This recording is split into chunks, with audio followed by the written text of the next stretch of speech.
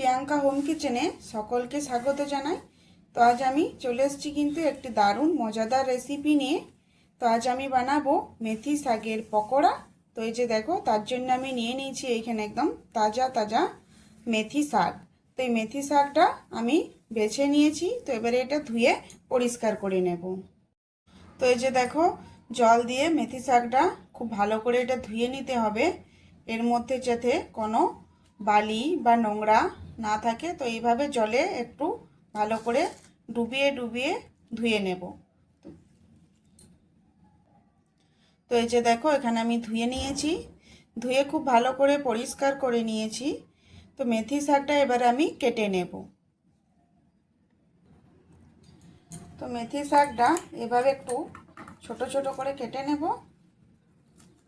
তো মেথি শাক আমরা যখন রান্না করি বা কোনো কিছু বানায় মেথি শাক দিয়ে, তো দেখবে খাওয়ার সময় একটু তিতা তিতা ভাব লাগে। তো মেথি শাকটা যদি আমরা এইভাবে ধুয়ে কেটে নিই, তাহলে দেখবে তিতা ভাবটা কিন্তু অনেকটা কম লাগে।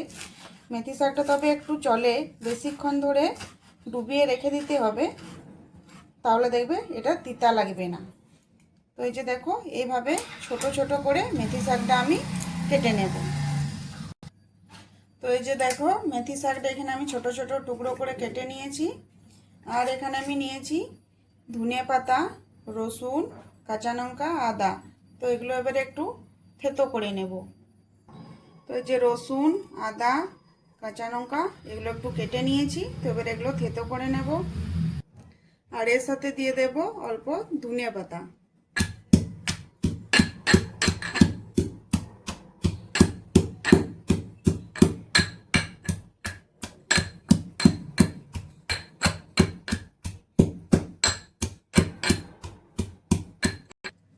তো এই যে দেখো, মেথি শাকটা নিয়ে নিয়েছি, এবারে দিয়ে দেব এর মধ্যে নুন।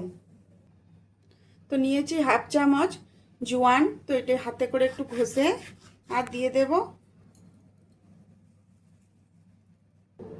তো দিয়ে দেব এই যে অল্প হিং। তো মেথি শাকের পকোড়ায় যদি জোয়ান বা হিং দেওয়া হয়, তাহলে কিন্তু এটা খেতে খুব ভালো লাগে। অল্প হলুদ, লঙ্কার গুঁড়ো, জিরে গুঁড়ো, ধনে গুঁড়ো, আর দিয়ে দেব থেতো করে রাখা আদা, রসুন, কাঁচা লঙ্কা। তো এখানে দিয়ে দেব 2 চামচ সুজি।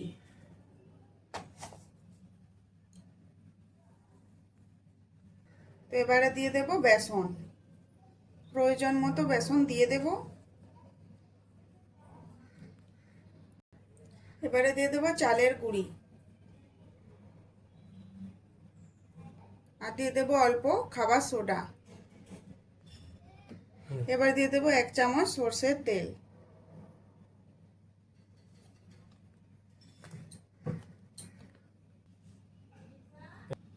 তো এবারে এগুলো হাত দিয়ে খুব ভালো করে মেখে নেব। তো এখানে আমি এখন জল ব্যবহার করব না, কারণ মেথি শাকটা থেকে জল বেরোবে। তো এইভাবে একটু চটকে চটকে ভালো করে মেখে নেব। তো আমি যে রেসিপিগুলি বানাই, সেই রেসিপিগুলি তোমাদের যদি ভালো লাগে, তো আমার চ্যানেলটি অবশ্যই সাবস্ক্রাইব করে আমার পাশে থেকো। তো এবারে দিয়ে দেব অল্প জল। তো অল্প অল্প জল দিয়ে এটা আমি একটু ভালো করে টাইট টাইট করে মেখে নেব। তো মেথি শাকের পকোড়া খেতে কিন্তু খুবই ভালো লাগে। আর এই শীতকালের সময় কিন্তু খুবই তাজা তাজা টাটকা টাটকা মেথি শাক পাওয়া যায়।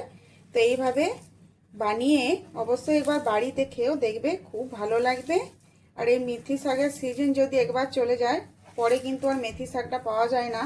তো এই শীতের সময়ই কিন্তু এটা খেতে হবে, আর এটা খেতে কিন্তু খুব ভালো লাগে। তো এইভাবে একটু হাত দিয়ে চটকে চটকে মেখে নেব।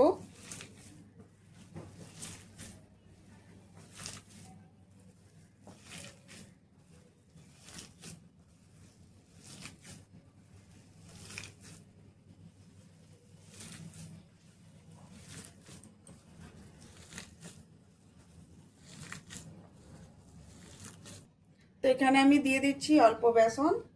এখানে আমার এটা লাগবে অল্প। তো বেসনটা দিয়ে আরও একটু টাইট টাইট করে মেখে নেব। তো এখানে আমি কিন্তু মেথি শাকটা আমার প্রয়োজন অনুযায়ী নিয়েছি, তো তোমরা নিজেদের প্রয়োজন অনুযায়ী নিয়ে নেবে। তো এই যে দেখো মেখে নিয়েছি, এবারে আমি পকোড়াগুলো ভেজে নেব। তো ভাজার জন্য এখানে আমি নিয়ে নিচ্ছি সাদা তেল। তো তেলটা খুব ভালো করে গরম করে নেব। তো তেল গরম হয়ে গেছে, এবারে দেখো অল্প অল্প নিয়ে পকোড়ার মতো করে আমি নিয়েছি। তো এবারে ছেড়ে দেব গরম তেলে। তো বন্ধুরা, আমার রেসিপির ভিডিওগুলি যদি তোমাদের ভালো লেগে থাকে তো অবশ্যই আমার চ্যানেলটা সাবস্ক্রাইব করে আমার পাশে থেকো আর আমাকে সামনের দিকে এগিয়ে যেতে সাহায্য করো। তো চলো এবার এইভাবে পকোড়ার আকারে সবগুলি আমি ভেজে নেব।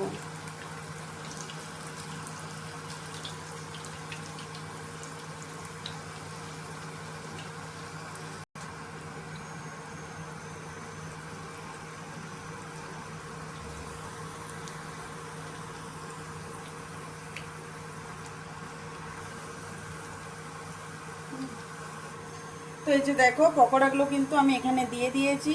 তো এগুলো আমি কিন্তু মিডিয়াম আঁচে ভেজে নেব। এটা কিন্তু হাই আছে একদমই ভাজা চলবে না, তাহলে কি পকোড়াটার উপরটা কালার চলে আসবে আর ভিতরটা কিন্তু কাঁচা রয়ে যাবে। তো এইভাবে একটু মিডিয়াম আঁচে খুব ভালো করে পকোড়াগুলো ভেজে নেব। তো এই যে দেখো একটা পিঠ আমার হয়ে গেছে। তো এইভাবে চামচের সাহায্যে আস্তে আস্তে এগুলো উল্টে নেব। তো এই যে দেখো এই দিকটা কিন্তু খুব সুন্দর একটা কালার চলে এসেছে। তো এইভাবে ভেজে নেব। আর এগুলো কিন্তু তেলে দেওয়া মাত্রই একটা খুব সুন্দর মেথি শাকের গন্ধ এসছে। এই গন্ধটা কিন্তু খুব সুন্দর একটা, মেথি শাকের তো এমনিতেই একটা খুব সুন্দর গন্ধ থাকে।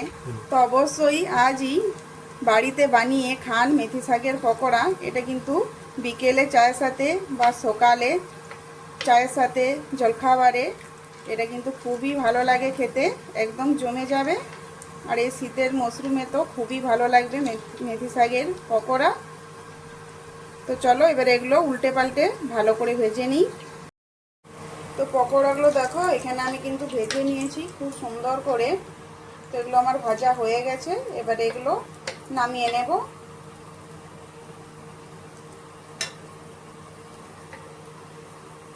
তো পকোড়াগুলো বানিয়ে অবশ্যই খেয়ে বলবে কেমন হয়েছে খেতে, কমেন্ট করে অবশ্যই জানাবে।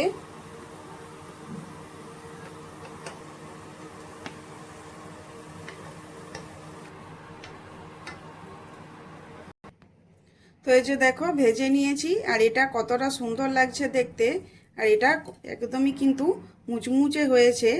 আর এটা খেতে কিন্তু সত্যি খুবই ভালো লাগে, একদম দারুণ। তো আজকের এই মেথি শাকের পকোড়া রেসিপি তোমাদের কেমন লাগলো তো অবশ্যই কমেন্ট করে জানাবে। আর যদি ভালো লেগে থাকে তো অবশ্যই আমার চ্যানেলটা সাবস্ক্রাইব করে আমার পাশে থেকো। তো আরও আসছি এরকম নিত্য নতুন রেসিপি নিয়ে। ভালো থেকো, সুস্থ থেকো, ধন্যবাদ।